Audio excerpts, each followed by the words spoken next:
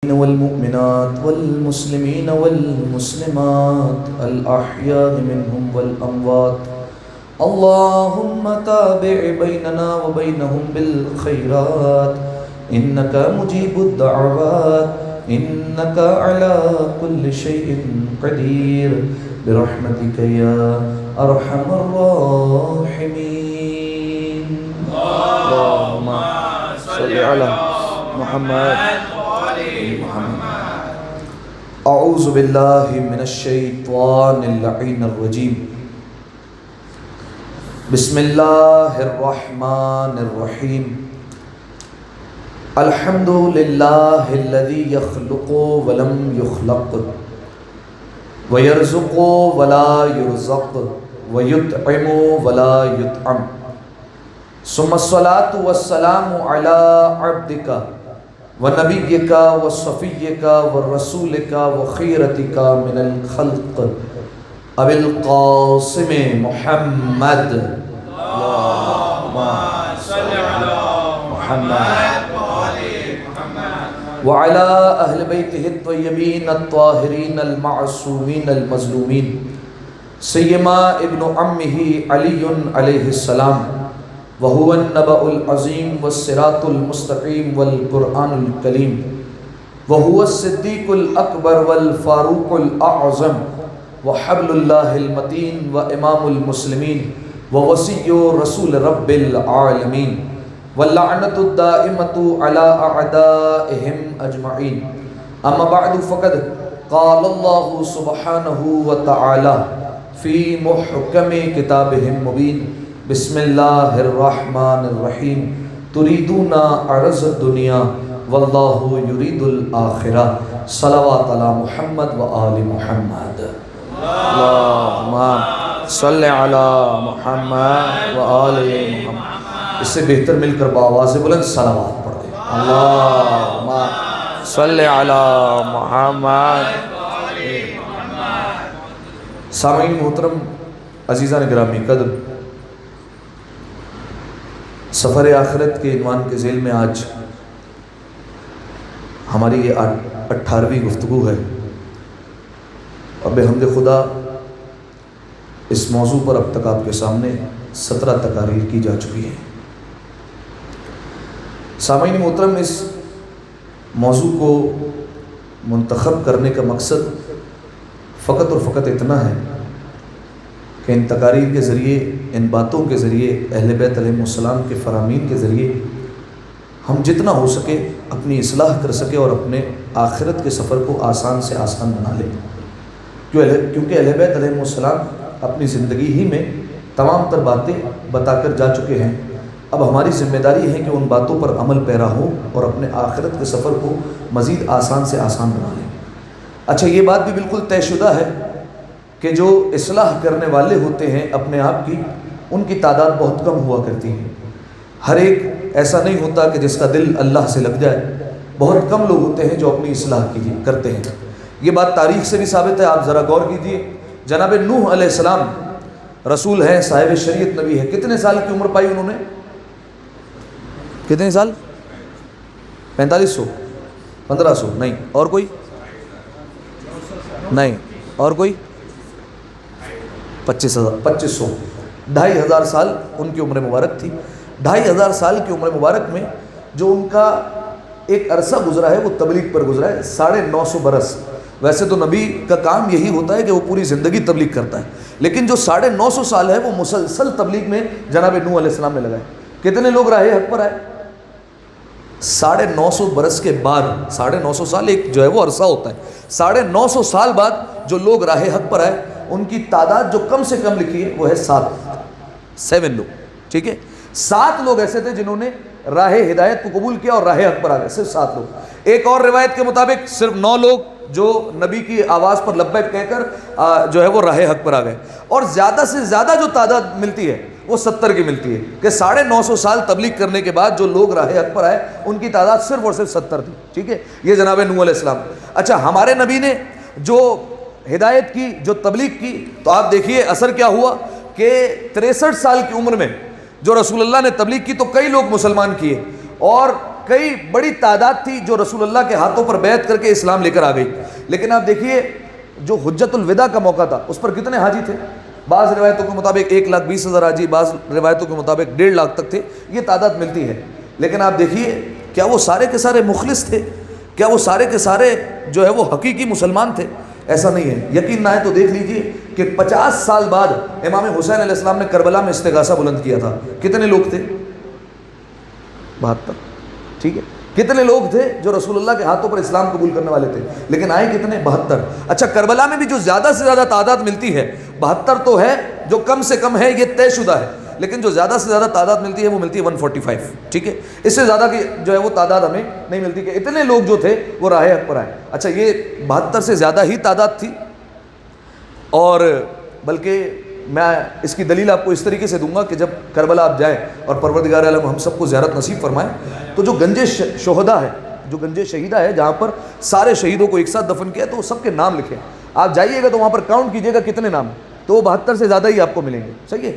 50 تو ایسے تھے جو پہلے حملے میں جو ہے وہ شہید ہو گئے تھے، جو پہلے دفعہ جو ہے تیر اندازی ہوئی تھی تو خیمے کے باہر ہی 50 لوگ جو ہے وہ شہید ہو گئے تھے وہاں پر، جو امام حسین علیہ السلام کے ساتھ تھے. تو کہنے کا مقصد یہ ہے کہ جو اصلاح کرنے والے ہوتے ہیں وہ بہت کم ہوتے ہیں، جو اپنی اصلاح کرتے ہیں، جو اپنی آخرت کو سنوارتے ہیں، ان کی تعداد بہت کم ملتی ہے. لیکن جو سنوار لیتے ہیں پھر ان کی جو ہے وہ آخرت بھی جو ہے وہ سنور جاتی ہے اور دنیا بھی سنور جاتی ہے. اچھا بہت کم سنورتے ہیں، یہ اب میں اپنی طرف سے نہیں کہہ رہا، پروردگار عالم نے خود قرآن مجید میں کہا سورہ انفال میں تریدون عرض الدنیا واللہ یرید الآخرہ. کیا ترجمہ ہے اس کا؟ مسلسل 8-9 تقریروں سے ترجمہ کر رہا ہوں اس کا. کیا ترجمہ ہے اس آیت کا؟ جزاک اللہ. تریدون عرض الدنیا، یہ لوگ تو عارضی دنیا کو چاہتے ہیں، واللہ یرید الآخرہ، لیکن اللہ تو صرف اور صرف آخرت کو چاہتا ہے. اللہ کو آخرت چاہیے، وہ یہ دیکھنا چاہتا ہے کتنے لوگ ہیں جو آخرت کی جو ہے وہ سفر کی تیاری کرتے ہیں. تو یہ بات طے شدہ ہے کہ یہ جو ہم یہاں پر بیٹھ کر اصلاح کر رہے ہیں مجھ سمیت، ٹھیک ہے، میں ایسا نہیں ہوں کہ جو ہے وہ خدا نہ خواستہ کوئی معصوم ہوں، اگر میں یہاں پر کوئی بات بولتا ہوں تو وہ اپنے لیے بھی بول رہا ہوں اور خود کے لیے بھی اصلاح کر رہا ہوں. لہٰذا اگر جو یہ اصلاح کر رہے ہیں تو بہت کم لوگ ہوتے ہیں جو اصلاح کو قبول کرتے ہیں. وہ خوش نصیب ہے جو اصلاح کو قبول کرتے ہیں اور اہل بیت علیہ السلام کے فرامین کو اپناتے ہیں. اس دعا کے لیے کہ پروردگار عالم ہمیں تقوی الہی اپنانے کی توفیق عطا فرمائے اور سفر آخرت کو مزید آسان سے آسان بنانے کی توفیق عطا فرمائے، اور وہ اعمال جو زمانے کے امام کے دل کو راضی کرتے ہیں وہ اعمال کرنے کی توفیق عطا فرمائے. ان تمام دعاؤں کی قبولیت کے لیے ایک دفعہ صلوات پڑھ دیں مل کر بآواز بلند. اللہم صلی علی محمد.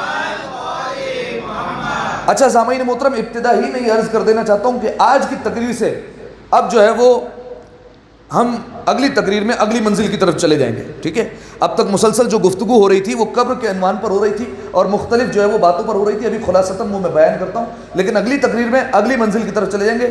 گویا یہ سمجھ لیجئے کہ ایک الگ ٹاپک ہوگا، ایک الگ عنوان ہوگا جس کی طرف ہمیں جانا ہے. انشاءاللہ جو ہے وہ آخر میں عرض کرتا ہوں. اچھا تو اب آئیے، پہلے جو ہے وہ 18ویں تقریر ہے تو 17 تقریروں کا جو ہے وہ کچھ نہ کچھ آپ کے ذہنوں میں ہونا چاہیے تاکہ جو ہے وہ پھر ہم اگلی منزل کی طرف جائیں، پتہ چلے کہ جو ہے وہ اگلی منزل کی طرف جانا بھی ہے یا پھر جو ہے وہ بالکل ایک الگ عنوان لینا ہے اور اس پر جانا ہے. ٹھیک ہے، تو ایک دفعہ صلوات پڑھیں پہلے مل کر. اللہم صلی علی محمد. سامعین محترم، بات یہاں سے شروع ہوئی ہماری موت سے. ٹھیک ہے کہ موت ایک وہ حقیقت جس کا ہر ایک قائل ہے. مسلم بھی مانتا ہے موت آنی ہے، ہر مذہب مانتا ہے، غیر مسلم بھی مانتے ہیں، حتیٰ کہ جو لا دین ہے، لا مذہب ہے، وہ بھی مانتے ہیں کہ ہر انسان کو موت کا سامنا کرنا ہے. یا جملہ بدل کر ایسے میں کہتا ہوں کہ آپ کو اس دنیا میں قیامت کے منکر ملیں گے، آپ کو اس دنیا میں نبوت کے منکر ملیں گے، آپ کو اس دنیا میں رسالت کے منکر ملیں گے، آپ کو اس دنیا میں علی ولی اللہ کے منکر ملیں گے، محمد رسول اللہ کے منکر ملیں گے، لا الہ الا اللہ کے بھی منکر ملیں گے، لیکن آپ کو اس دنیا میں موت کا کوئی منکر نہیں ملے گا. ٹھیک ہے، یہ آپ دیکھ لیجئے.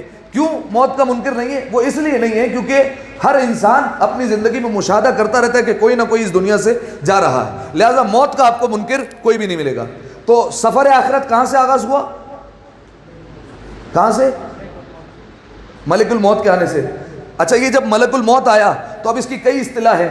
ٹھیک ہے، اب آپ اسے سکرات الموت کہیں، آپ اسے جان کنی کا عالم کہیں، آپ اسے حالت اعتذار کہیں، آپ اسے عالم نزع کہیں، آپ اسے قبض روح کا مرحلہ کہیں، کچھ بھی کہیں، یہ سارے ایک ہی چیز کے نام. صحیح ہے. اچھا اس وقت روح جب نکلتی ہے تو کچھ لوگوں کی روح اچھے طریقے سے نکل جاتی ہے، کچھ لوگوں کی روح جو ہے وہ بڑی تکلیف سے اور بڑی پریشانی سے جو ہے وہ نکلا کرتی ہے. وہ کیا اسباب تھے وہ سارے کے سارے جو ہے میں بتا چکا ہوں، دوبارہ تکرار نہیں کرنے. اور ایسے کون سے کام تھے جس سے روح آسانی سے نکل جاتی ہے وہ بھی میں بتا چکا ہوں. ٹھیک ہے. اچھا ایک اور مرحلہ ہوتا ہے روح کے وقت، اس کا میں نے نام نہیں بتایا تھا، وہ میں آپ کو نام بتا دیتا ہوں، اور انتہائی سخت مرحلہ ہوتا ہے، وہ انسان کا ٹرننگ پوائنٹ اسے آپ کہہ سکتے ہیں. اسے کہتے ہیں العدیلۃ عند الموت. صحیح ہے، عدیلہ یہ لفظ نکلا ہے عدول سے.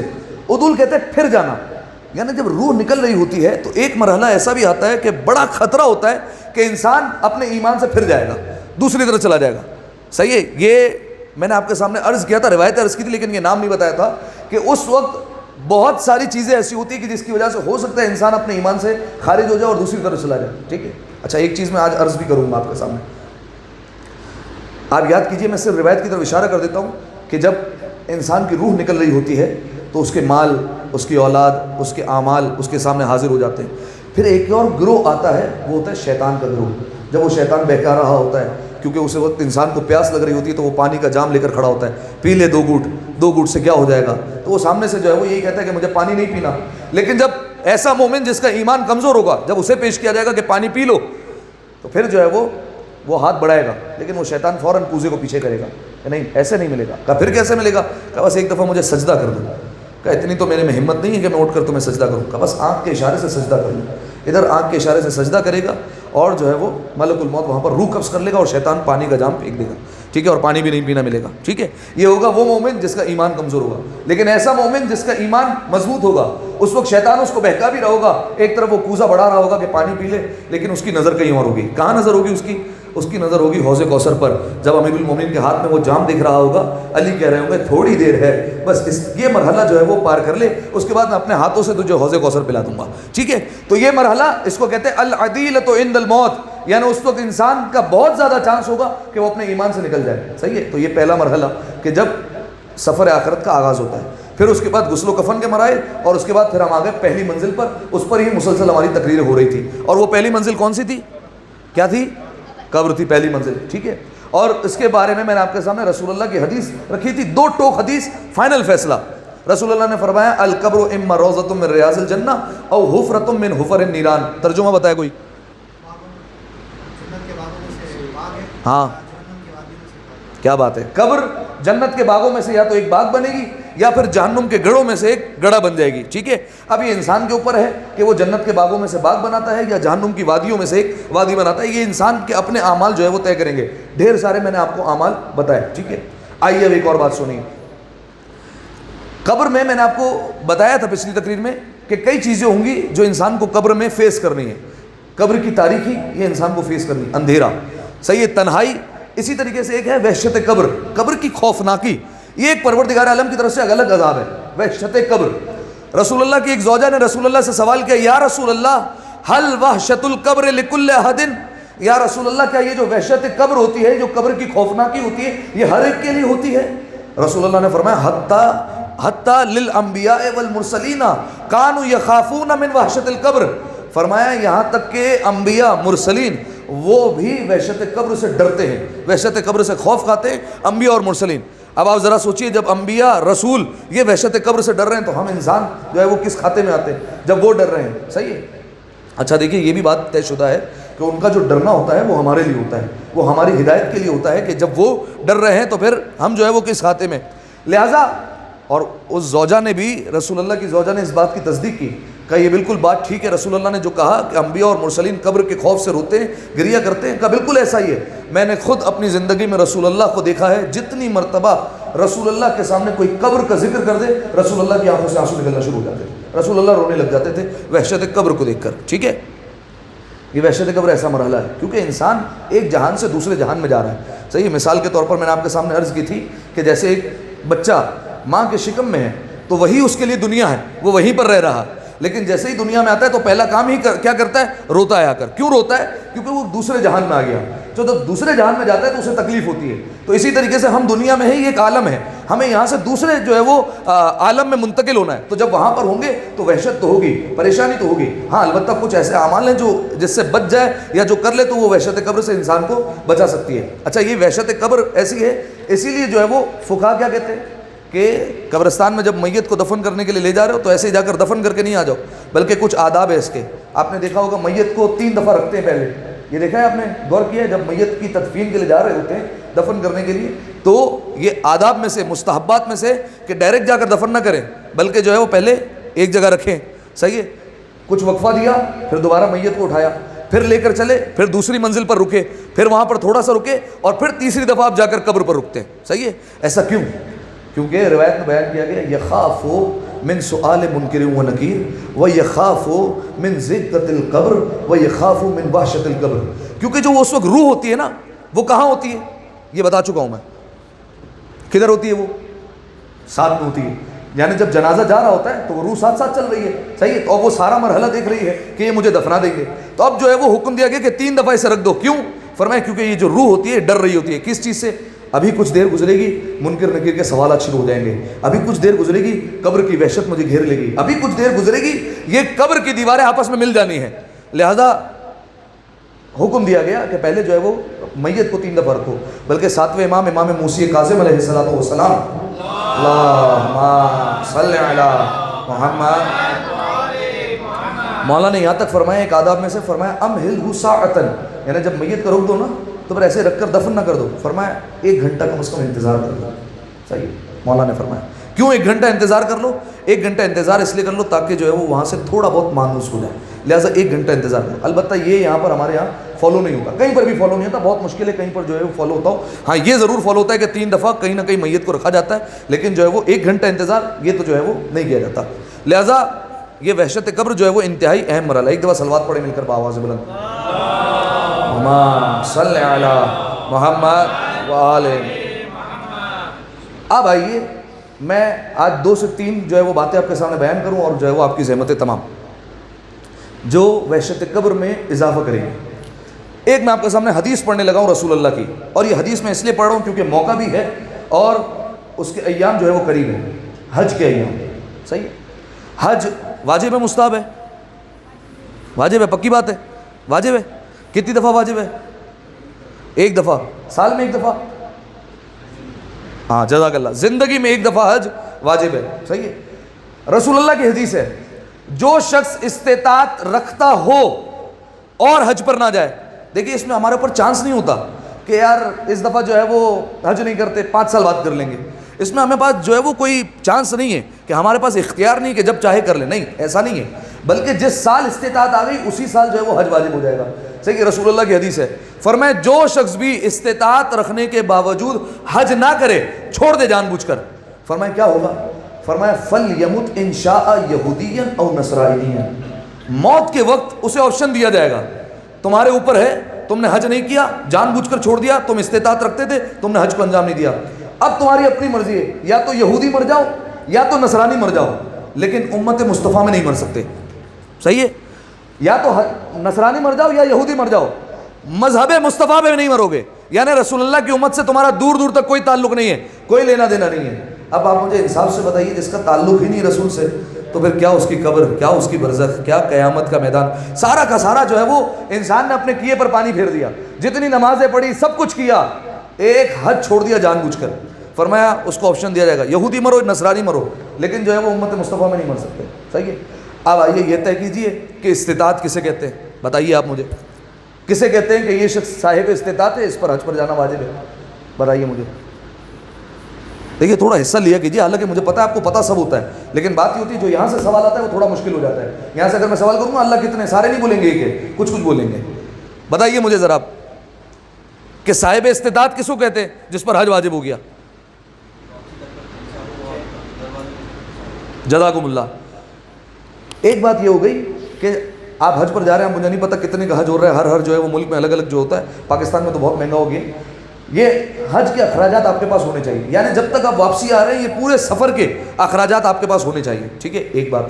دوسری بات یہ ہے کہ یہ جو آپ حج پر جا رہے ہیں تو آپ جو پیچھے اپنی فیملی چھوڑ کر جائیں گے یہاں پر، ان کے اخراجات بھی ہونے چاہیے. یعنی ان کا نان و نفقہ، آپ زوجہ کو چھوڑ کر جا رہے ہیں، اولاد کو چھوڑ کر جا رہے ہیں، اہل و عیال کو چھوڑ کر جا رہے ہیں، تو ان کا آپ کے پاس نان و نفقہ ہونا چاہیے، وہ بھی آپ رکھ کر جائیں گے. ٹھیک ہے، ایک بات. اسی طریقے سے جب آپ واپس آئیں گے تو ایسا نہیں ہے کہ آپ نے سب کچھ دے دیا، جو جمع پونجی تھی سب کچھ لٹا دیا، اب آپ کے پاس کچھ بھی نہیں ہے، نہ ذریعہ آمدنی ہے، کچھ بھی نہیں ہے. نہیں، ایسا بھی نہیں ہونا چاہیے. ذریعہ آمدنی، یہ تمام چیزیں بھی ہونی چاہیے، انسان یہ ساری چیزیں دیکھ کر جائے. اب جب یہ ساری شرطیں پورے، اور بھی شرطیں، یہ ساری شرطیں پوری ہو گئی تو اب کہا جائے گا حج واجب ہو گیا. ٹھیک ہے. اب اس پر لازم ہے کہ اس سال وہ حج پر جائے.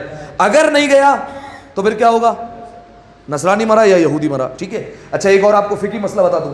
استطاعت آ گئی تھی یعنی حج پر جا سکتا تھا لیکن نہیں گیا، اگلے سال پیسے ختم ہو گئے، خدا نہ خواستہ کاروبار میں نقصان ہو گیا، سب بند ہو گیا، اب حج واجب ہے نہیں واجب ہے کچھ بھی نہیں، اب ہاتھ میں کچھ نہیں ہے، واجب ہے یا نہیں؟ اب واجب ہے۔ اب قرضہ لو، کسی سے پیسے مانگو، کچھ بھی کرو، حج پر جانا واجب ہے، اب تمہیں جانا پڑے گا، ٹھیک ہے؟ بات سمجھ میں آ گئی؟ اچھا ایک اور بات جو ہمارے معاشرے میں ہوتی ہے، مولانا صاحب ابھی تو تھوڑا سا پیسہ بنا لیں، تھوڑے ہماری زبان میں بالے والے بیچ لیں ہم یہاں پر، اس کے بعد انشاءاللہ 5 سال بعد ایک ساتھ، حالانکہ ابھی استطاعت ہے، ایسا کر سکتے ہیں؟ نہیں کر سکتے۔ اچھا ایسا کر سکتے ہیں مولانا صاحب ابھی میرے پاس ایک بندے کے پیسے صرف میرے ہیں، تو 5 سال بعد انشاءاللہ یہ نیت کی ہوئی کہ پوری فیملی کو ایک ساتھ لے کر جاؤں گا حج پر، کر سکتے ہیں ایسا؟ نہیں کر سکتے۔ سارے بولے نا کر سکتے ہیں؟ نہیں کر سکتے، ٹھیک ہے؟ آپ پر اپنا حج واجب ہے، آپ کو جا کر خود کرنا ہے۔ اچھا ایک اور بات جو بہت زیادہ پاکستان میں ہوتی ہے، خود جو ہے وہ میں نے دیکھا ہے اس بات کو، کیا اگر بالفرض کوئی جوان اس پر حج واجب ہو گیا، حج پر جانے کے لیے کر رہا ہے، تو اب جو ہے وہ اس کو لوگ جو ہے وہ تانے دیں گے، بالفرض کیا شرم نہیں آ رہی تمہیں، حج پر جا رہے ہو، ماں کو حج کروا لیا تم نے یا باپ کو حج کروا لیا، ان سے پہلے حج پر کیسے جا رہے ہو؟ یہ بات ہوتی ہے یا نہیں ہوتی ہے؟ بالکل ہوتی ہے۔ اچھا پھر انسان کو کیا کرنا چاہیے؟ پہلے ماں باپ کو حج کروائے بعد میں خود کرے؟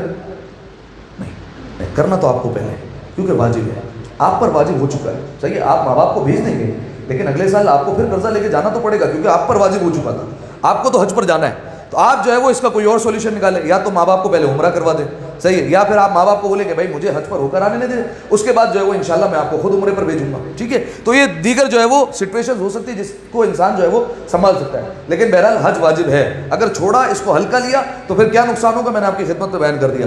اچھا ویسے لوگ مولانا صاحب ہمارے پاس اتنے پیسے ہی کیا ہیں کہ حج جو ہے وہ ہم پر واجب ہو، ٹھیک ہے؟ حج واجب نہیں، حج واجب نہیں ہے ہم پر، لیکن مولانا صاحب خواہش تو ہے نا کہ اللہ کے گھر کا دیدار کرے، تو پھر میں اس کے لیے آپ کو 2 کام بتا دیتا ہوں، وہ 2 کام کر لیے تو انشاءاللہ جو ہے وہ آپ کو اللہ کے گھر کا دیدار ہو جائے گا۔ امام کا فرمان ہے جو کوئی بھی ہر واجب نماز کے بعد ایک چھوٹی سی دعا پڑھ لے، فرمایا اللہ اس کو حج کی سعادت نصیب کر دے گا، صحیح ہے؟ وہ دعا کون سی ہے؟ وہ دعا یہ ہے، اس کے شروع میں درود ہے، اللہم صلی علی محمد و آل محمد، اور پھر آگے دعا کا جملہ ہے وقض عنی دین الدنیا والآخرہ، پالنے والے یہ دنیا کا جو میرے اوپر فریضہ ہے اور آخرت کا فریضہ ہے اس کو جو ہے وہ میرے کاندھوں سے اتار دے۔ اگر ہر واجب نماز کے بعد کوئی یہ دعا پڑھتا رہے پروردگار عالم اسے حج کی سعادت نصیب فرما دے گا۔ ایک اور بات بتاؤں مولانا صاحب، اللہ حج کی سعادت نصیب فرمائے گا، ہو سکتا ہے 40 سال بعد فرمائے، ہو سکتا ہے 45 سال بعد ملے، تو ایک جلدی والا کام بھی بتاؤں، تو پھر ایک جلدی والا کام سنیے۔ روایت میں معصوم نے فرمایا جو کوئی باقاعدگی سے، باقاعدگی کا مطلب روزانہ، ہر روز سورہ نبا کی تلاوت کرے، سورہ نبا کون سا سورہ ہے؟ ہاں 30ویں سپارے کا پہلا سورہ، جزاک اللہ، سورہ نبا، اما یتساءلون عن النبأ العظیم، یہ سورہ باقاعدگی سے پڑھے تو امام نے فرمایا ابھی 1 سال نہیں ہوگا اللہ اسے اپنے گھر کی زیارت نصیب کر دے گا۔ معصوم کی ضمانت تو ہے نا بھائی، معصوم کی زبان پر تو یقین ہے نا، اس یقین کے ساتھ اگر انسان کر لے، معصوم نے کہہ دیا تو بات ختم ہو گئی، پھر اللہ جو ہے وہ نصیب کرے گا اپنے گھر کی زیارت کرنا۔ ایک دفعہ صلوات پڑھیں گے کرما آواز بلند، اللہم صلی علی محمد وآل، تو ایک کام ہو گیا، ٹھیک ہے؟ جو انسان کی وحشت قبر کو بھی کم کرے گا اور دیگر مراحل کو بھی آسان کرے گا۔ اب آئیے دوسرا کام ہے جو وحشت قبر کا سبب بنتا ہے، یعنی اگر یہ کیا تو پھر قبر میں وحشت کا جو ہے وہ سامنا کرنا پڑے گا، وہ کیا ہے؟ عدم حق الزوجیت، یعنی اگر کوئی زوجیت کا حق ادا نہ کرے تو پھر اس کو وحشت قبر کا سامنا کرنا پڑے گا، دونوں، چاہے شوہر بیوی کا حق ادا نہ کرے یا بیوی شوہر کا ادا نہ کرے، صحیح ہے؟ اس پر ہماری ایک مجلس میں مکمل گفتگو ہو چکی ہے، زیادہ جو ہے وہ اس پر نہیں رکنا۔ اگر کوئی حق نہیں ادا کر رہا، کوئی بھی حق ہو نہیں ادا کر رہا، اس کو وحشت قبر کا سامنا کرنا پڑے گا۔ تیسری چیز آئیے، تیسری چیز ہے سوء الخلق مع اہلہا، فرمایا کہ بد اخلاقی سے پیش آنا اپنے گھر والوں کے ساتھ۔ دیکھیے باہر تو سب پیش آ جاتے ہیں اخلاق کے ساتھ، اصل معاملہ تو گھر میں ہے۔ اب سرات کھل کر کہوں، باہر تو انسان کالر کا بٹن بند کر کے، آستینوں کے بٹن بند، خندہ پیشانی کے ساتھ، سر کو جھکا کر، کاندھے جھکا کر نیچے، سینے پر ہاتھ رکھ کر السلام علیکم، وعلیکم السلام، کیسے ہیں آپ حضور، سب خیریت سے، گھر میں آپ کے اہل و عیال سب خیریت سے، بالکل اخلاق سے اس نے خاندان کے بارے میں پورا جان لیا، پورے جانچ پڑتال کر لی، باہر ایسا رویہ۔ لیکن ادھر گھر میں گھسے، یہ ادھر سامان ادھر، ادھر کا سامان ادھر، اور جو ہے وہ کبھی زوجہ کو ڈانٹ رہے، کبھی بچوں کو ڈانٹ رہے، کبھی ماں کو بول رہے ہیں، کبھی کچھ کر رہے ہیں۔ فرمایا سوء الخلق مع اہلہا، فرمایا جو کوئی بھی بد اخلاقی سے پیش ہے اپنے گھر والوں کے ساتھ، فرمایا اسے وحشت قبر کا سامنا کرنا پڑے گا، ٹھیک ہے؟ اچھا مشہور و معروف روایت پیش کر چکا ہوں, صرف اشارہ کر دوں. رسول اللہ کا صحابی سعد ابن معاذ آپ جانتے ہیں, جس کے جنازے میں نہ جانے کتنے ملائکہ شامل ہوئے. رسول اللہ نے خود دفن کیا, لیکن جب اس کی ماں نے بشارت دی ہنیئا لک الجنہ, اے سعد تجھے مبارک ہو, رسول نے تجھے دفن کیا, اب کیسا عذاب, کیسی باتیں. رسول اللہ نے فوراً پلٹ کر کہا ابھی اس پر عذاب ہو رہا ہے. یا رسول اللہ آپ نے سارے کام کیے پھر بھی عذاب ہو رہا ہے؟ فرمایا ہاں, کیونکہ اس کا باہر والوں کے ساتھ رویہ اچھا تھا لیکن گھر والوں کے ساتھ رویہ اچھا نہیں تھا. ماں نے خود جو ہے وہ اس بات کی گواہی دی کہ یا رسول اللہ بالکل ایسا ہی ہے. فرمایا ابھی اس پر عذاب ہو رہا ہے. ٹھیک ہے, 3 کام ہو گئے. آخری بات, حق الناس, لوگوں کا حق ادا نہ کرنا. صحیح ہے, کیا کام ہے نے, زور سے بولے بھائی, 1 درہم بھی کیوں نہ ہو, آپ نے حق دبا لیا نا, کسی نے حق دبا لیا, کسی نے حق مار لیا, بس کہانی خراب ہو گئی وہاں پر. ٹھیک ہے, چاہے 1 درہم ہی کیوں نہ ہو, حق دبا لیا بس آپ نے. ہمارے یہاں اگر ہم کسی کو قرضہ دیتے ہیں تو جو قرضہ لیتا ہے وہ اپنی ملکیت سمجھ لیتا ہے کہ یہ تو مجھے اپنے باپ داداؤں سے میراث میں ملا ہے, جیسے یہ تو اب میرا ہی مال ہے, واپس سے نہیں کرنا. بیچارہ جس نے قرضہ دیا ہے وہ تاریخ پہ تاریخ لے رہا ہوتا ہے, اس کے گھر پر جا رہا ہوتا ہے مانگنے کے لیے, اس کے پیچھے جا رہا ہوتا ہے, ایسا لگ رہا ہوتا ہے قرضہ جو ہے وہ اس نے نہیں لیا, اس نے لیا ہوا ہے قرضہ, اس کے پیچھے جاتا ہے پیسے مانگنے کے لیے. ایسا ہوتا ہے نہیں ہوتا ہے؟ بالکل ہوتا ہے ایسا. 1 درہم بھی اگر رہ گیا تو وحشت قبر کا سامنا کرنا پڑے گا. ابھی میں ایک داستان آپ کے سامنے پیش کرتا ہوں. نجف اشرف, شہر علم, جہاں علماء بیٹھے ہوئے ہیں, جہاں دن رات جو ہے وہ علم حاصل کیا جاتا ہے, وہاں کا رہنے والا ایک بندہ, اس نے ایک شخص کو قرضہ دیا. توجہ ہے نا آپ کی, ایک شخص کو قرضہ دیا. جیسے ہی قرضہ دیا تو اس نے کہا بھائی مقررہ وقت پر مقررہ تاریخ پر میرے گھر پر آ جانا, میں تمہیں لوٹا دوں گا. ٹھیک ہے بھائی, وہ اس تاریخ پر پہنچ گیا, نہیں ملا. اگلی تاریخ مل گئی, صحیح ہے, اگلی تاریخ پر پہنچا, پھر نہیں دیا. ایک اور تاریخ, یہاں تک کہ اتنی تاریخیں دی, اتنا وقت دیا, اتنا جو ہے وہ اپنی بات کو ٹالا کہ وہ شخص تنگ آ گیا کہ اب تو مجھے نہیں ملنے والا. وہ بیچارہ پریشان ہو گیا اور اس نے اپنی بات ایک کسی دوست سے جو ہے وہ شیئر کی, اس کے ساتھ ڈسکس کیا اس بات کو. تو اس دوست نے کہا کہ میں بھی اس بندے کو جانتا ہوں اور میں جانتا ہوں کہ وہ بندہ ایک فلاں عالم کے درس میں جا کر بیٹھتا ہے, تو ایک کام کرو, جس وقت درس ہو رہا ہو تم اس وقت چلے جانا اور اس عالم سے کہنا, تو ہو سکتا ہے وہ عالم, وہ استاد جب اس کو کہے تو استاد کی بات کا اثر ہو اور وہ تمہیں لوٹا دے. کہا بالکل ٹھیک بات ہے. اگلا دن ہوا, وہ اس درس کے ٹائم پر, اس کلاس کے ٹائم پر وہاں پر پہنچ گئے. دیکھا استاد بیٹھا ہے, سارے شاگرد بیٹھ کر پڑھ رہے ہیں, وہ بھی بیٹھا ہوا ہے پڑھ رہا ہے. اس نے استاد سے جا کر کہا کہ آپ کی کلاس میں ایک بندہ ایسا ہے, میں نام نہیں لے رہا, لیکن ایک بندہ ایسا ہے جس نے میرا قرضہ لیا ہوا ہے اور قرضہ واپس نہیں کر رہا, مسلسل تاریخ پہ تاریخ دے رہا ہے لیکن پیسے واپس نہیں کر رہا. آپ تھوڑی نصیحت کریں تاکہ وہ مجھے دے دے, میں بہت پریشان ہوں. جیسے یہ کہا تو استاد نے کہا کہ جو کوئی بھی ہے اس کے پیسے واپس کر دے, اور نصیحت کے لیے میں تمہیں اپنا واقعہ سناتا ہوں. پھر اس نے اپنا واقعہ سنایا. فرمایا میں استاد بننے سے پہلے, یعنی پڑھانے سے پہلے, میں ایک دکاندار تھا اور میں خرید و فروخت کیا کرتا تھا. فرمایا ایک دن میرے پاس یہودی آ گیا کچھ چیز خریدنے کے لیے. جب اس نے کوئی چیز خریدی تو اب جب ایسا ہوتا ہے نا کہ ہم پیسے دیتے ہیں, وہ سامنے سے ریٹرن جو ہے وہ چینج واپس کرتا ہے ہمیں, تو اس کے بعد 1 درہم کھلا نہیں تھا. اس نے کہا 1 درہم بعد میں لے لینا. وہ یہودی پیچھے پڑ گیا, نہیں 1 درہم چاہیے مجھے, ابھی چاہیے, کہیں سے بھی لا کر دو. تو اس نے کہا کہ نہیں ابھی تو جو ہے وہ میں نہیں دے سکتا, میرے پاس نہیں ہے ابھی. کہا بعد میں لے لینا. کہا ٹھیک ہے. اچھا دیکھیے ہمارے یہاں ہی بہت ہوتا ہے, یا تو جو ہے وہ خرید رہا ہے, اس نے کہا بھائی بعد میں لے لینا, یا جو بیچ رہا ہے اس نے کہا بھائی یہ پیسے بعد میں لے لینا. یہ اگر گردن میں رہے گی آگے جا کر اٹک جائے گا. میں نے باقاعدہ خود اپنے بزرگوں کو دیکھا ہے کہ بزرگ جو ہے وہ یہ جملہ کہتے تھے, اگر خرید رہے نا کوئی چیز, 10 روپے کم دے رہے, 20 روپے کم دے رہے, تو سامنے سے ایک جملہ کہتے تھے, اگر یہاں سے گزر ہوا تو دے کر جاؤں گا, اگر مر گیا تو معاف کر دینا. صحیح ہے, یہ جملہ ایسے نہیں کہا جاتا. تو اس نے 1 درہم جو ہے وہ واپس نہیں کیا. رات کو گھر پر گیا, سویا, خواب دیکھا. خواب میں میدان محشر. اب دیکھیے کچھ واقعات پروردگار عالم کی طرف سے ہوتے ہیں عبرت کے لیے. میدان محشر لگا ہوا ہے, یہ کہتا ہے میرے سارے معاملات کلیئر ہو گئے. یہ استاد بتا رہا ہے سارے معاملات کلیئر ہو گئے, ہر چیز ہو گئی. کہا یہ پل صراط ہے, اس کو ذرا عبور کیجئے, سامنے جنت کا دروازہ ہے, آپ داخل ہو جائیے. پل صراط پر قدم رکھا, چلنا شروع ہوا, اور یہاں پر جو ہے وہ ایک آگ کا شعلہ آ کر سامنے کھڑا ہو گیا. صحیح ہے, فوراً آگ آ گئی سامنے. اب اس نے فوراً جو ہے وہ چیخنا پکارنا شروع کیا اور فرشتوں کو کہا ذرا میری امداد کرو. تو فرشتوں نے کہا یہ معاملہ تمہیں دنیا میں کلیئر کر کے آنا چاہیے تھا, یہاں پر ہماری ذمہ داری نہیں بچانا, یہ دنیا میں کر کے آتے تم. فرمایا کہ یہ ہے کون؟ کہا ذرا غور سے دیکھو. اب جو غور سے دیکھا تو وہی یہودی کہ جو آگ میں جو ہے وہ موجود ہے, وہی یہودی جس کا 1 درہم رہتا تھا. کہا تم یہاں پر؟ کہا میں عذاب میں ہوں. کہا لاؤ میرا 1 درہم دو. کہا میں آج کہاں سے لاؤں 1 درہم؟ کہا میں تمہیں اس دن کہہ رہا تھا مجھے واپس کر دو, تم نے واپس نہیں کیا. اب تو میں یہاں سے تمہیں اسی وقت جانے دوں گا جب تم میرا 1 درہم واپس کرو گے. اس نے روک لیا. کہا کہ میرے پاس تو نہیں ہے. اچھا پھر ایک کام کر لو. کہا کیا؟ کہا تم دیکھ رہے ہو میں پورا آگ میں جل رہا ہوں, میرا ایک ایک ناخن, ایک ایک بال جو ہے وہ آگ میں ہے. کہاں؟ کہا ذرا ایک کام کرو, ذرا اپنا گریبان چاک کرو, میں یہ جلتی ہوئی انگلی تمہارے سینے پر لگانا چاہتا ہوں, بس ایک کام کر رہے ہیں. اس نے جو ہے وہ کہا ایک انگلی تو لگا رہا ہے، اس نے جو ہے وہ اپنا سینہ چاک کیا، گریبان چاک کیا، اس نے ایک انگلی لگائی، اس نے کہا جب وہ انگلی مجھے لگائی ہے تو میرے سینے میں سوراخ ہو گیا اور میں فوراً خواب سے بیدار ہوا اور میں نے ڈر کر اپنا سینہ اور گریبان چاک کیا تو جیسے ہی دیکھا تو اس پر سیاہ دبا موجود تھا۔ صحیح ہے، یہ کچھ واقعات پروردگار عالم کی طرف سے ہوتے عبرت کے لیے۔ کہ وہ دن ہے میں نے فوراً جا کر یہودی کو ڈھونڈا، اس کا 1 درہم واپس کیا، کہ میں تمہیں نصیحت کرتا ہوں جس کے بھی پیسے ہیں اس کو واپس کر دے، جس نے بھی اس کے پیسے لیے اس کا قرضہ لوٹا دے۔ فوراً جو ہے وہ اس طالب علم کو جو ہے وہ پیسے جو ہے وہ دوبارہ مل گئے۔ ایک دفعہ صلوات پڑھیں مل کر بآواز بلند، اللہم صلی علی محمد۔ بات سمجھ میں آ رہی ہے نا بھائی؟ تو ایک دفعہ جھانکتی ہوئی صلوات پڑھیں نا یار، اللہم صلی علی محمد۔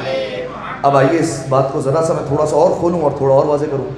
اب صرف قرضہ لینا تو حق دبانے میں نہیں ہے، اور بھی چیزیں آئیں گی۔ اب ذرا ایک ایک برائے مہربانی مثال دیتے جائیے تاکہ بات مزید واضح ہوتی جائے۔ حق دبانے میں اور کیا کیا ہوگا؟ حق مارنے میں اور کیا کیا آ سکتا ہے؟ کوئی بتا سکتا ہے؟ جزاکم اللہ۔ خمس، یہ تو عام بندے کا حق تھا، اگر کوئی اہل بیت علیہ السلام کا حق لے لے تو پھر اس کی کیا جو ہے وہ کہانی ہوگی آگے چل کر، یہ آپ سوچ سکتے ہیں، ٹھیک ہے۔ اور مجھے خوشی ہے واللہ، جب سے میں نے یہاں پر خمس کا بیان کیا ہے میرے پاس کئی افراد آئے، کئی افراد نے جو اپنے خمس کا معاملہ کلیئر کیا، جنہوں نے زندگی میں ایک بار بھی نہیں دیا انہوں نے جو ہے وہ خمس اپنا پے کیا، ٹھیک ہے۔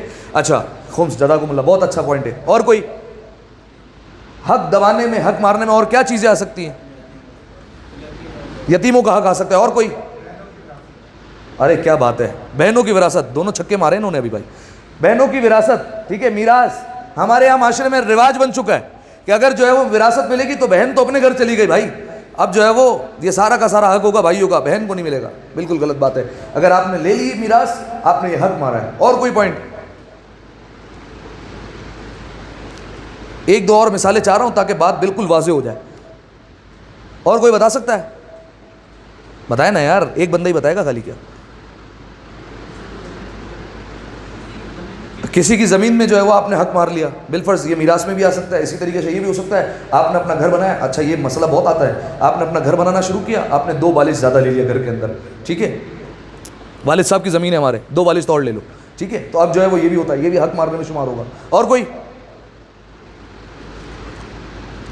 اچھا اب میں مثال دیتا ہوں آپ کو، 1 2 مثالیں دیتا ہوں۔ آپ کہیں پر کر رہے ہیں جاب، صحیح ہے، آپ جاب کر رہے ہیں، آپ کا کام ہے کہ جو آپ کو آپ کے پاتھروں نے بتایا ہماری زبان میں وہ یہ کہ آپ کو اتنے بجے سے لے کر اتنے بجے تک کام کرنا ہے، صحیح ہے۔ اب اس کام میں اگر آپ نے خیانت کی، آپ جو ہے اس کام کے دوران کہیں اور چلے گئے، یا آپ نے کام نہیں کیا، یا آپ بیٹھے گئے، یا آپ نے جو ہے وہ بالفرض جو دکان پر دوسرے کام کرنے والا اپنا والا اس کو کام کر، میں ذرا جو ہے وہ 1 2 جھپکیاں لے کر آ جاؤں پیچھے سے، آپ سو گئے جا کر، کچھ بھی کر لیا، اور آپ کو سیلری ملے گی تو پوری ملے گی، اگر آپ نے اس وقت ریٹرن کر دی تو ٹھیک ہے، لیکن اگر آپ نے ریٹرن نہیں کی تو پھر آپ پھنس جائیں گے، کیونکہ آپ نے حق مارا ہے، اس بندے نے جو آپ کو کام بولا تھا وہ آپ نے کیا نہیں، اور آپ نے جو ہے وہ اس کے پیسے لے لیے، ٹھیک ہے، یہ بھی آ سکتا ہے۔ اب اس مثال کو الٹا کر لیجئے، بالفرض جو ہے وہ آپ کے یہاں پر کوئی کام کر رہا ہے اور بالکل وہ دیانتداری سے کام کر رہا ہے، اس بیچارے سے چھوٹی سی غلطی ہو گئی، آپ نے اس کی $400 جو ہے وہ سیلری کاٹ لی، کہ اب جو ہے وہ تمہیں جو ہے وہ بالفرض اس مہینے $300 کم ملیں گے، تم سے یہ والی غلطی ہو گئی۔ اچھا اگر وہ اس کے نقصان کی اس سے ہی بھرپائی ہوتی تو ٹھیک ہے کہ اس نے بندے نے $300 کا نقصان کیا ہے تو ٹھیک ہے، لیکن اگر نقصان نہیں کیا اور سزا کے طور پر آپ نے اتنے لے لیے تو یہ حق مارنے میں شمار ہوگا، ٹھیک ہے، بات پہنچ گئی سب تک۔ اسی طریقے سے اور کئی مثالیں آ جائیں گی جو حق مارنے میں آ جائیں گی۔ اب آئیے ایک اور روایت سنیے، چھٹے امام امام جعفر صادق علیہ السلام، اللہم صلی علی محمد وآل امام کا فرمان ہے، فرمایا من حبس حق المؤمن، فرمایا جو کسی مؤمن کا حق روکتا ہے، حق دباتا ہے، حق مارتا ہے، اقام اللہ یوم القیامت 500 عام علی رجلیہ، فرمایا اللہ قیامت کے دن اس کو کھڑا رکھے گا۔ جائیے اب بتاتا ہوں کتنا ٹائم، لیکن آپ ذرا سوچیے یہ کھڑا رکھنا، آپ بولے مولانا صاحب کھڑے رہنے میں کیا، رہ جائیں گے کھڑے، ہمیں جو ہے وہ ٹیچروں نے بھی بڑا کھڑا رکھا ہے، کلاس کے بعد جو ہے وہ کھڑے رہتے تھے، اور لے لیں گے تھوڑا سا کھڑا بھائی۔ دیکھیے سامعین محترم، آج کل جو ہے وہ انسان اگر دیکھیں نا کہیں پر لائن لگی ہوئی ہے تو اس میں جا کر کھڑا نہیں ہوتا ہے، ارے یار کون 15 منٹ لائن میں لگے گا یار، کھڑا رہنا پڑے گا، ٹھیک ہے، تو زحمت برداشت نہیں کرتا۔ اسی طریقے سے اور کہیں پر، ارے یہاں کی تو بہترین مثال ہو سکتی ہے، ایئرپورٹ پر جاتے ہوئے کیا کرواتے ہیں ہم، یہاں پر کیا کرواتے ہیں، پروٹوکول کرواتے ہیں۔ کیوں کرواتے ہیں؟ یہ جو اندر خواری ہونے والی ہے نا، یہ اندر جو بچنا ہے، ہمیں کھڑا نہیں رہنا پڑے، لائنوں میں کھڑا نہیں رہنا پڑے، بالفرض وہ پیسے مانگے گا، یہ پیسے مانگے گا، وہ پیسے مانگے گا، اس سے بچ جائیں ہم ذرا سا، صحیح ہے، تو یہ کیوں کرتے ہیں؟ تاکہ کھڑا نہیں رہنا پڑے ہمیں۔ اب سنیے، جس نے کسی مومن کا حق مارا، چاہے 1 درہم ہی کیوں نہ ہو، اقام اللہ یوم القیامت، اللہ اسے کھڑا رکھے گا قیامت کے دن. کتنا؟ 500 عام علی رجلیہ، اس کے اپنے پیروں پر اس کو کھڑا رہنا پڑے گا. کتنے ٹائم؟ 500 سال کھڑے رہنا پڑے گا. کتنا ٹائم بھائی؟ آواز نہیں آ رہی بھائی مجھے. 500 سال. اب 500 سال یہاں والے یا وہاں والے یہ مجھے نہیں پتا، لیکن 500 سال اللہ کھڑا رکھے گا. کھڑے رہو 500 سال تک. اچھا اب ہوگا کیا؟ 500 سال میں کھڑے رہیں گے تو کچھ نہ کچھ تو ہونا چاہیے. اب جس حساب کا حق مارا ہے فَتَّسِيلَ عَرْقَهُ أَوْ دَمَهُ، کھڑا رکھے گا تو یا تو پیروں سے پسینہ نکل رہا ہوگا یا پیروں سے خون جاری ہو جائے گا، اتنا کھڑا رکھا جائے گا. اچھا اس کے بعد جو ہے وہ کیا ہوگا کہ چھوڑ دیں اس کو؟ فرمایا نہیں، ابھی کدھر چھوڑنا ہے. فَيُنَادُ مُنَادٍ، اب جو ہے وہ پروردگار عالم کی طرف سے ایک آواز آئے گی. کیا آواز آئے گی؟ هَذَا الظَّالِمُ الَّذِي حَبَسَ الْحَقَّ عَنِ اللَّهِ، کہ یہ وہ بندہ ہے جس نے اللہ کا حق کھایا ہے. یعنی مومن کی اتنی عظمت ہے کہ پروردگار عالم کہہ رہے ہیں مومن کا حق کھانا گویا میرا حق کھانا ہے. فرمایا لہذا اسے کھڑا رکھو. تو پہلے 500 سال تو کھڑا رکھو، پھر فَيُعَبَّخُ 40 يَوْمًا، پھر اس کے بعد 40 دن تک اس کو کہیں قید میں ڈال دیا جائے گا، بند کر دو. یعنی ہماری زبان میں جیل میں ڈالو اس کو 40 دن تک. اب وہ قید کیسے ہوگی یہ مجھے نہیں پتا، لیکن 40 دن تک قید رکھو. اچھا پھر اب چھوڑ دیں؟ اب بھی نہیں چھوڑنا، آخری حکم سنا لو پھر جانے دو. وہ کیا آخری حکم؟ فَيُؤَمَّرُ بِهِ إِلَى النَّارِ، اب ذرا اسے آگ میں اٹھا کر پھینک کر آؤ. ختم بات. صحیح ہے؟ کسی کا حق مارا، کیا ہوا؟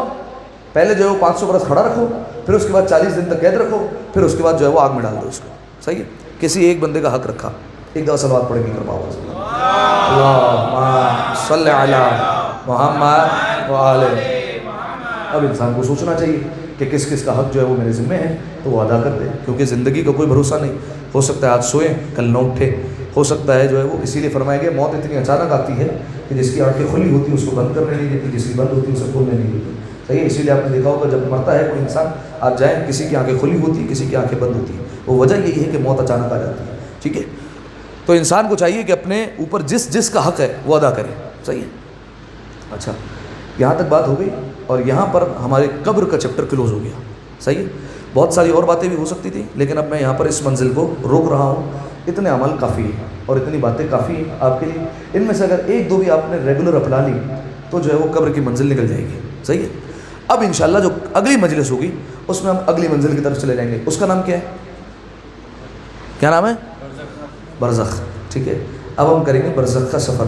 صحیح ہے؟ اور برزخ میں کیا کیا معاملات ہونے والے ہیں وہ انشاءاللہ آپ کے سامنے بیان کریں گے. اور برزخ ایک انتہائی اہم منزل اور ایک انتہائی حساس مرحلہ جس کو ہمیں فیس کرنا ہے. ٹھیک ہے؟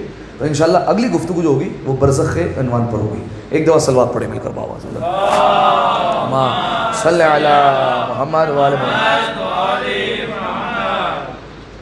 محمد وآل محمد صلوات. اللہ صلی علی. تو قبر کی کہانی ختم. اب جو ہے وہ اگلا انشاءاللہ جو نیا ٹاپک ہے وہ ہے برزخ کا سفر. اب برزخ پر بات شروع ہوئی. اب تک اگر کسی 18 تقریر ہو گئی الحمدللہ آج ہماری، اب تک کسی کا کوئی سوال ہے تو وہ مجھ سے کر سکتا ہے. اگر آتا ہوگا تو جواب دے دیں گے، نہیں آتا ہوگا تو پوچھ کر بتائیں گے. ہے کسی کا سوال؟ کوئی سوال؟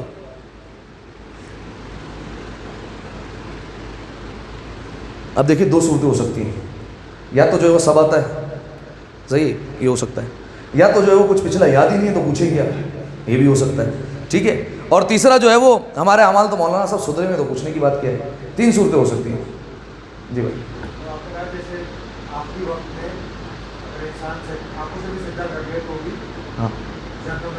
ہاں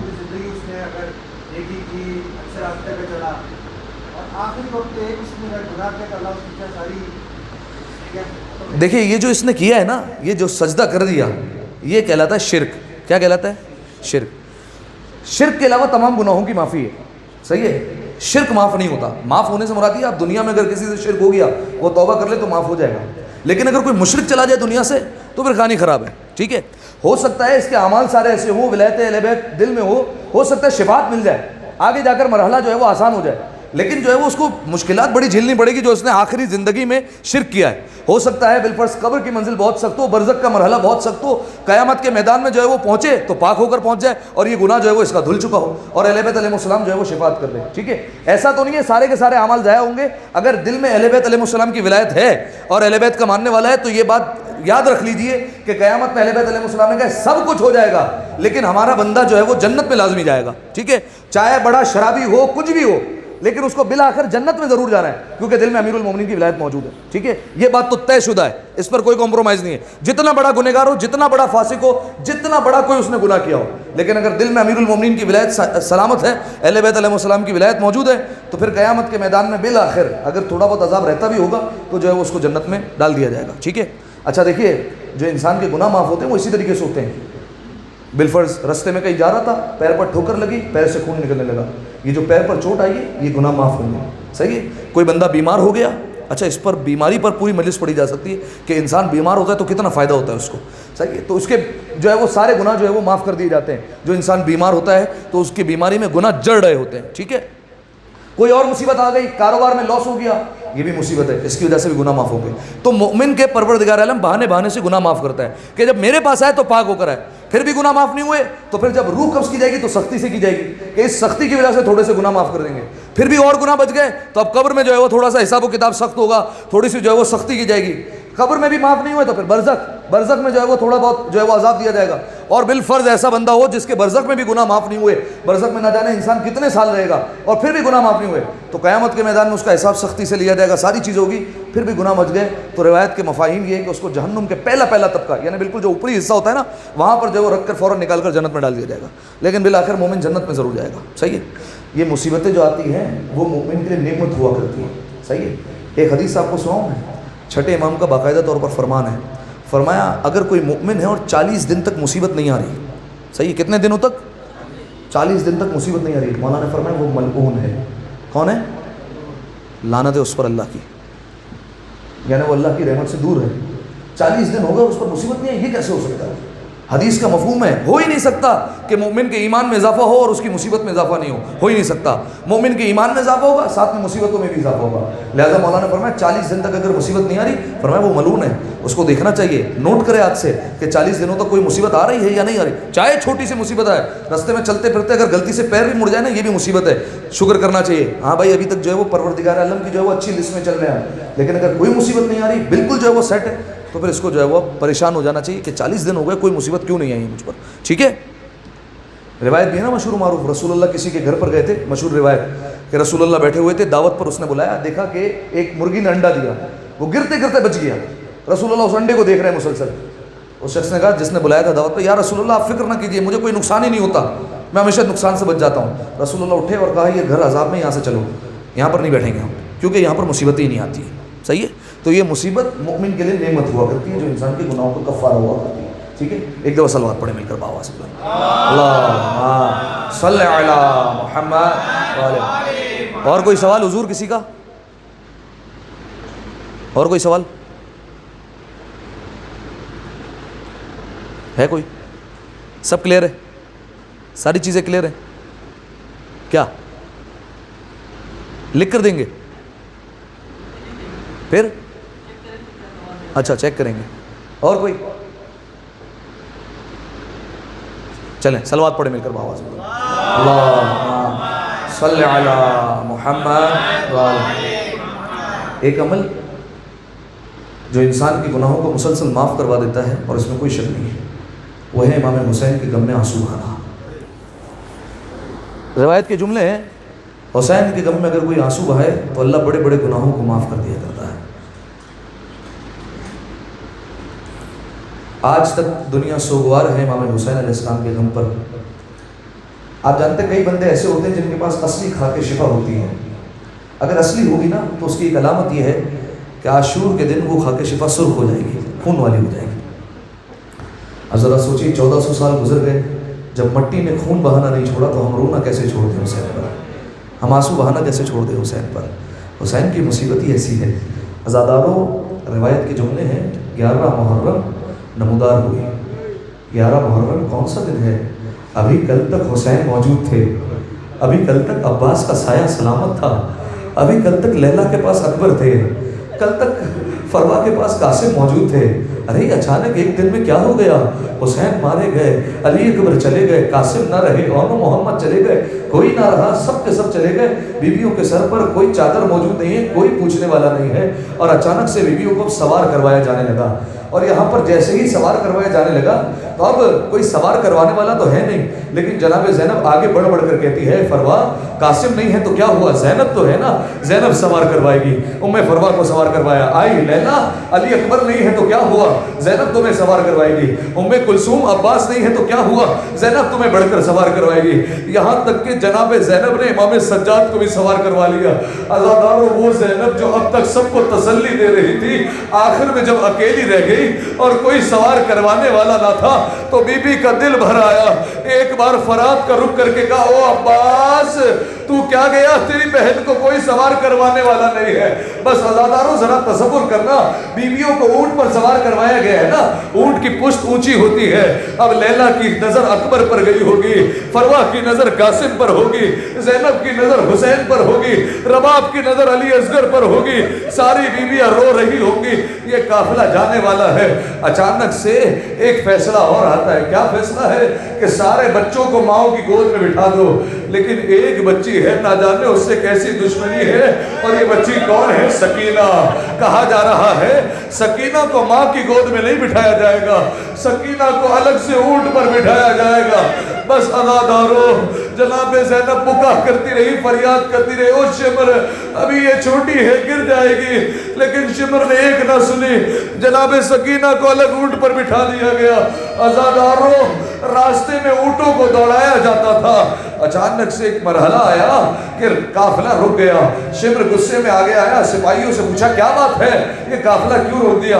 کہ حسین کا سر جس نوکے نیزہ پر ہے وہ زمین میں گڑ گیا ہے، نکلتا نہیں ہے، آگے نہیں بڑھتا۔ عزادارو شمر نے کہا مجھے پتا ہے کیسے نکلے گا۔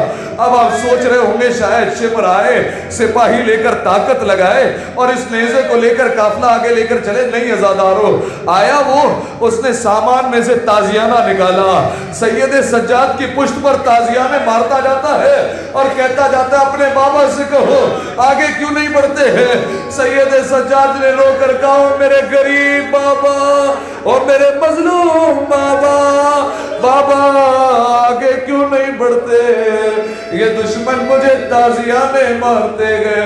حسین کی آنکھوں سے آنسو روا ہوئے، کہو میرے بیٹے سجاد میں شرمندہ، لیکن میں کیا کروں، میری سکینہ کہیں گر گئی ہے۔ بس عزادارو سکینہ کا نام آیا، جناب زینب نے خود کو اونٹ سے گرا لیا۔ عزادارو ایک جملہ کہوں، عباس جیسے گرے تھے زینب بھی ویسے گری۔ کوئی بچہ مجھ سے سوال کرے ارے عباس کے تو ہاتھ نہ تھے، زینب کے تو ہاتھ تھے، میں اپنا جملہ نہیں، زمانے کے امام کہتے ہیں میرا سلام میری پھوپھی زینب پر جس کے دونوں ہاتھ پسے گردن بندے ہوئے تھے۔ زینب گری اور راستے میں چلتے چلتے کہتی جاتی این السکینہ این السکینہ، سکینہ کہاں گو مجھے آواز دو۔ بس عزادارو آواز آئی، ذرا آہستہ سکینہ آرام کر رہی ہے، کیا دیکھا ایک برقع پوش بی بی ہے، چہرے پر نقاب ہے، گود میں سکینہ سو رہی ہے۔ وہ بچی جو بابا کے سینے پر سوتی تھی وہ کسی بی بی کے گود میں سو رہی ہے۔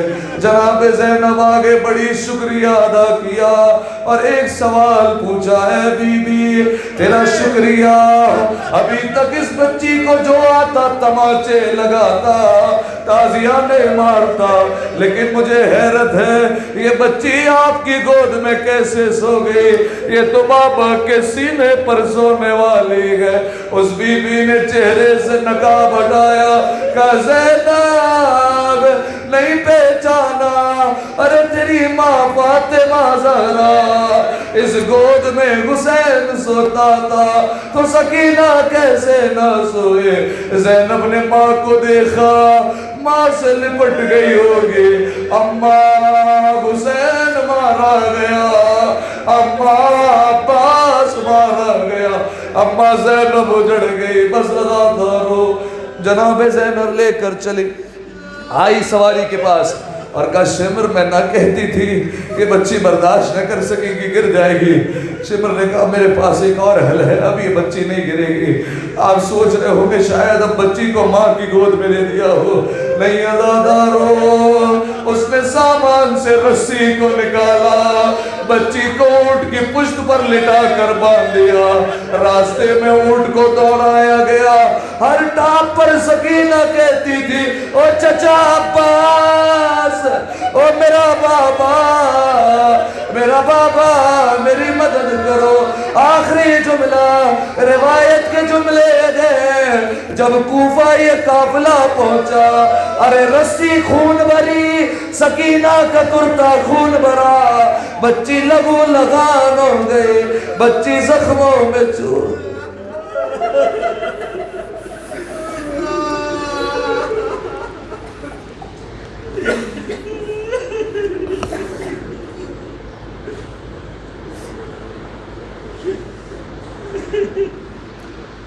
لعنت اللہ للقوم الظالمین وسيعلم الذین ظلموا أي منقلب ينقلبون۔ دعا ہے پروردگار عالم سے، پروردگار ہماری اس عبادت کو اپنی بارگاہ میں قبول فرما، ہمارے تمام گناہ صغیر اور کبیرہ کو معاف فرما، پالنے والے سفر آخرت کی تیاری کرنے کی توفیق عطا فرما، تقوی الہی اپنانے کی توفیق عطا فرما، پالنے والے جنت البقیع کی تعمیر کے اسباب جلد از جلد مہیا فرما، تمام مقامات مقدسہ کی حفاظت فرما، تمام مقامات مقدسہ کی زیارت نصیب فرما، زمانے کے امام کے ظہور میں تعجیل فرما، ہمیں ان کے اعوان انصار میں شمار فرما، امام کے قلب کو ہم سے راضی و خوشنود فرما، امام کے چہرے کا دیدار بار بار نصیب فرما۔ سورہ مبارکہ یاسین کی تلاوت کی جا رہی ہے، اب تمام مومنین سے گزارش ہے یہاں پر تشریف رکھتے ہیں۔